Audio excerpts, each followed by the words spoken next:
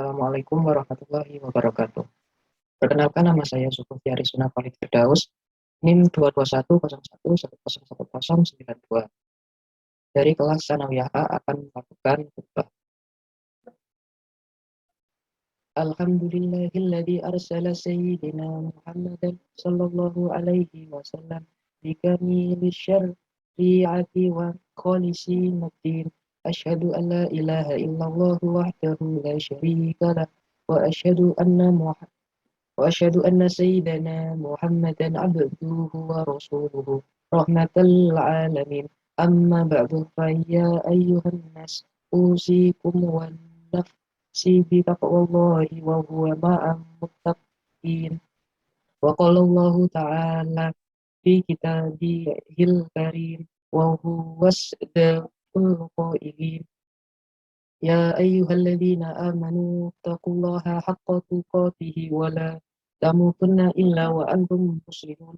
صدق الله العظيم ونحن على ذلك من الشاهدين والشاكرين. Ma'asyiral muslimin jamaah Jumat hafizakumullah.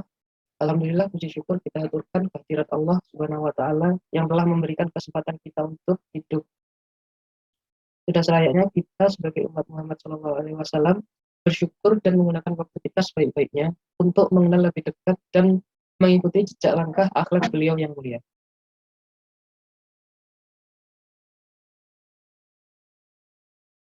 Ibadah Allah, kesombongan, takabur, atau dikenal dalam bahasa syariat dengan sebutan al-kibar, yaitu melihat diri sendiri secara lebih besar dari orang lain. Orang yang sombong itu memandang dirinya lebih sempurna dibandingkan siapapun. Dia memandang orang yang lain dengan pandangan hina, rendah, dan sebagainya. Rasulullah Shallallahu Alaihi Wasallam telah menjelaskan hakikat kesombongan dalam hadis. Beliau Shallallahu Alaihi Wasallam bersabda, Al-kibru batorul haqqi wa ghamtun nas. Kesombongan adalah menolak kebenaran dan merendahkan manusia. Hadis riwayat Muslim nomor 2749. Inilah yang membedakan takabur dari sifat ujub, yaitu membanggakan diri sendiri, silau dengan diri sendiri. Sifat ujub hanya membanggakan diri tanpa meremehkan orang lain. Sedangkan takabur, yaitu sikap di samping membanggakan diri, juga merendahkan orang lain. Ibadah Allah, sebab-sebab kesombongan antara lain, yang pertama adalah ujub, membanggakan diri. Ketahuilah, wahai hamba yang bertawadhu, semoga Allah lebih meninggikan derajat dirimu, bahwa manusia tidak akan takabur kepada orang lain sampai dia terlebih dahulu merasa ujub, membanggakan diri terhadap dirinya. Dan dia memandang dirinya memiliki kelebihan daripada orang lain, maka dari ujub ini muncul kesombongan. Dan ujub merupakan perkara yang membinasakan berdasarkan sabda Nabi Shallallahu Alaihi Wasallam, "Salasu mahlikatu syahumatun wa huwa yamutaba'un wa i'jabun mar'i binafsih." 3 perkara yang membinasakan: sifat syuh, rakus, dan bakhil yang ditaati. Yang kedua, hawa nafsu yang diikuti. Yang ketiga adalah ujub seseorang terhadap dirinya. Nabi Shallallahu Alaihi Wasallam juga bersabda, "Bainama rajulun yatabakhtaru yamshi fi burdaihi qad ajabathu nafsuhu fakhasafallahu bil ardo fahuwa yatajaljalu fiha ila yaumil qiyamah." Ketika seseorang laki-laki sedang bergaya dengan kesombongan, berjalan dengan menegakkan 2 burdahnya. Burdah adalah jenis pakaian bergaris-garis atau pakaian yang terbuat dari wol hitam. Dia mengagumi dirinya, lalu Allah membenamkan di dalam bumi, maka dia selalu terbenam ke bawah dan di dalam bumi sampai hari kiamat. Hadis riwayat Bukhari nomor 5789. Yang kedua adalah meremehkan orang. Ketahuilah, wahai hamba Allah, bahwa orang yang tidak meremehkan manusia tidak akan takabur terhadap mereka. Sedangkan meremehkan seseorang yang dimuliakan Allah dengan keimanan sudah cukup untuk menjadikan sebuah dosa. Yang ketiga, suka menonjolkan diri, atau disebut juga dengan tarafu. Ketahuilah, wahai hamba Allah yang tunduk kepada Allah Subhanahu wa taala, bahwa jiwa manusia itu menyukai ketinggian atas sesamanya. Dan dari sini muncul yang namanya kesombongan. Oleh karena itu, barang siapa memperhatikan Al-Quran, surat oleh karena itu, barang siapa memperhatikan Al-Quran, niscaya akan mendapati bahwa orang-orang yang bersifat sombong pada tiap-tiap kaum adalah para pemukanya, yaitu orang-orang yang memegang kendali berbagai urusan. Allah Ta'ala berfirman tentang suku Samud, kaum Nabi Shalih alaihi salam, pemuka yang artinya pemuka-pemuka yang menyombongkan diri di antara kaum-kaumnya berkata kepada orang yang dianggap lemah yang telah beriman di antara mereka, tahukah kamu bahwa Shalih diutus menjadi rasul oleh Tuhannya? Mereka yang dianggap lemah menjawab, sesungguhnya kami beriman kepada wahyu yang Saleh diutus untuk menyampaikannya. Orang-orang yang menyombongkan diri berkata, sesungguhnya kami adalah orang yang tidak percaya kepada apa yang kamu imani itu. Kemudian mereka sembelih unta betina dan mereka berlaku aguh terhadap perintah Tuhan.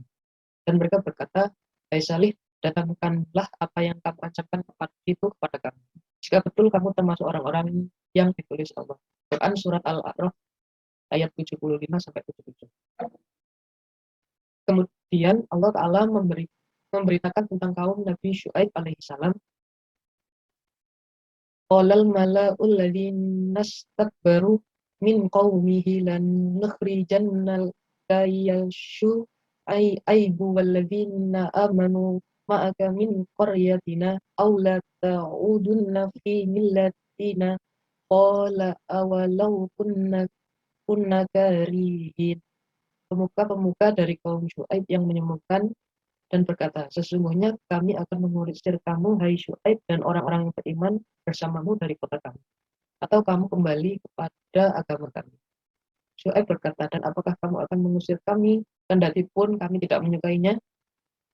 Namun orang yang berakal akan berlomba pada ketinggian yang tetap lagi kekal, yang di dalamnya terhadap keridhaan Allah Subhanahu wa Ta'ala dan kedekatan kepadanya.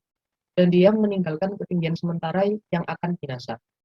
Orang yang akan diikuti oleh kemurkaan Allah dari kemarahannya, kerendahan hamba, kesibukannya jauh dari Allah, dan terusirnya dari rahmat Allah. Inilah ketinggian yang tercela, yaitu sikap melewati batas dan takabur di muka bumi dengan tanpa kebenaran. Allah Ta'ala berfirman yang artinya, negeri akhirat itu kami jadikan untuk orang-orang yang tidak ingin ketinggian atau menyombongkan diri dan berbuat kerusakan di muka bumi. Dan kesudahan yang baik itu adalah bagi orang-orang yang bertakwa. Quran surat Al-Qasas. Adapun ketinggian yang pertama yakni ketinggian yang tetap lagi kekal di akhirat dan bersama untuk meraihnya, maka itu terpuji. Maka disyariatkan untuk berlomba-lomba meraih derajat setinggi-tingginya di akhirat yang kekal dan berusaha meraih ketinggian pada tingkatan-tingkatannya, serta bersemangat untuk itu dengan berusaha melakukan sebab-sebabnya. Dan hendaklah seorang tidak merasa puas dengan kerendahan padahal dia mampu meraih ketinggian. Yang keempat adalah mengikuti hawa nafsu. Ketahuilah bahwa kesombongan itu muncul dari sebab mengikuti hawa nafsu, karena memang hawa nafsu itu mengajak menuju ketinggian dan kemuliaan di muka bumi. Allah Subhanahu wa Ta'ala berfirman, afakullama ja'akum rasulun bimma la tahwa anfusakum mustakbar fa fariqan kadzabtum wa fariqan taqtulun. Apakah setiap datang kepadamu seorang rasul membawa sesuatu pelajaran yang tidak sesuai dengan keinginanmu, lalu kamu menyombongkan diri, maka beberapa orang di antara mereka kamu dustakan dan beberapa orang lain kamu bunuh. Alhamdulillahilladzi ala fadlihi wa ihsanihi wa asyhadu an la ilaha illallah wahdahu la syarikalah wa asyhadu anna Muhammadan abduhu wa rasuluh sallallahu alaihi wa ala alihi wa ashabihi wa sallama tasliman katsira. Amma ba'du, ayyuhan nasu ittaqullaha ta'ala. Ibadallah, ketahuilah wahai hamba Allah yang hatinya dihiasi dengan tawadhu rendah hati, bahwa bencana kesombongan itu sangat besar. Orang-orang istimewa binasa di dalamnya, dan jarang orang yang bebas dari, baik para ulama, ahli ibadah atau ahli suhud. Bagaimana bencana kesombongan itu tidak besar, sedangkan kesombongan itu yang pertama adalah dosa yang dengannya Allah Azza wa Jalla dimaksiati. Kesombongan adalah dosa pertama yang dilakukan iblis, laknatullah, dalam bermaksiat kepada Allah. Kesombongan itu menyeret iblis untuk menjadikan takdir sebagai balasan terus-menerus sombong. Allah Azza wa Jalla berfirman yang artinya, dan ingatlah ketika kami berfirman kepada para malaikat untuk sujud kepada Adam, maka sujudlah mereka kecuali iblis. Ia enggan dan takabur dan adalah ia termasuk golongan orang-orang yang kafir. Yang kedua, kesombongan itu merupakan kawan syirik dan penyebabnya. Oleh karena itulah Allah Azza wa Jalla menggabungkan antara kekafiran dengan kesombongan di dalam kitabnya. Allah Azza wa Jalla juga berfirman yang artinya, bukan demikian sebenarnya telah datang keterangan-keteranganku kepadamu, lalu kamu mendustakannya dan kamu menyombongkan diri, dan adalah kamu termasuk orang-orang yang kafir. Quran Surat Az-Zumar, karena barang siapa takabur dan patuh kepada al-haq, kebenaran, walaupun kebenaran itu datang kepadanya lewat tangan seorang anak kecil atau orang yang dia benci dan musuhi, maka sesungguhnya takaburnya itu adalah kepada Allah. Karena Allah adalah al-haq, perkataannya adalah hak, agamanya adalah hak, yang merupakan sifat-sifatnya juga adalah hak. Maka jika seseorang hamba menolak al-haq, takabur dari menerimanya, maka sesungguhnya dia menolak Allah dan takabur terhadapnya. Dan barang siapa takabur terhadap Allah, niscaya Allah akan menghinakannya, merendahkannya, mengecilkannya, dan meremehkannya. Yang ketiga, orang-orang yang sombong adalah tempat kembalinya di neraka. Oleh karena itulah Allah Subhanahu wa taala menjadikan neraka sebagai rumah bagi orang-orang yang sombong, sebagaimana di dalam Quran surat Al-Ghafir ayat 76 dan surat Az-Zumar ayat 72. Allah Azza wa Jalla berfirman, "Yadkhulu abwaba jahannama khalidina fiha fabi'sa maswal mutakabbirin." Masukilah pintu-pintu neraka jahanam itu, sedang kamu kekal di dalamnya. Maka mereka jahanam itulah seburuk-buruk tempat bagi orang yang menyombongkan diri. Dan orang-orang yang sombong adalah penduduk neraka jahanam berdasarkan sabda Nabi Shallallahu Alaihi Wasallam yang artinya, sesungguhnya penduduk neraka adalah semua orang yang keras lagi keras, orang yang bergaya sombong di dalam jalannya, orang yang bersombong, orang yang banyak mengumpulkan harta, orang yang sangat bakhil. Adapun penduduk surga adalah orang-orang yang lemah dan terkalahkan. Hadis sahih riwayat Ahmad. Mereka akan merasakan berbagai macam siksaan di dalam jahanam, akan diliputi kehinaan dari berbagai tempat, dan akan diminumi nanah penuh penduduk neraka.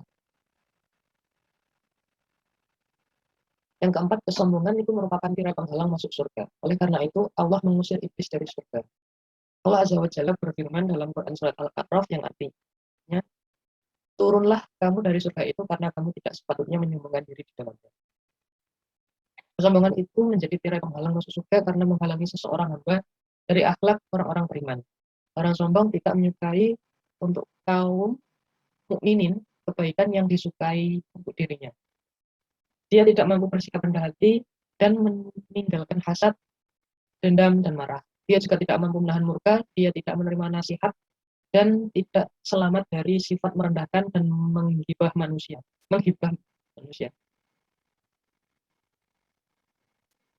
Tidak ada sifat yang tercela kecuali dia memiliki.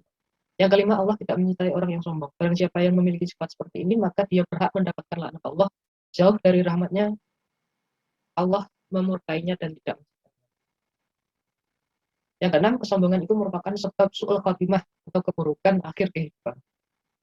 Ibadallah, innallaha ya'muru bil adli wali ihsani wa ita'i bil qurban wa yanha 'anil fahsya'i wal munkar wal baghi ya'idukum la'allakum tadhakkarun wa awfu bi ahdillahi idza 'ahadtum wa la tanqudul aymana ba'da tawkidiha wa qad ja'altumullaha 'alaikum kafilan innallaha ya'lamu ma taf'alun fazkurillaha yazkurkum washkuru 'ala ni'mihi yazid wa ladzikrullahi akbar.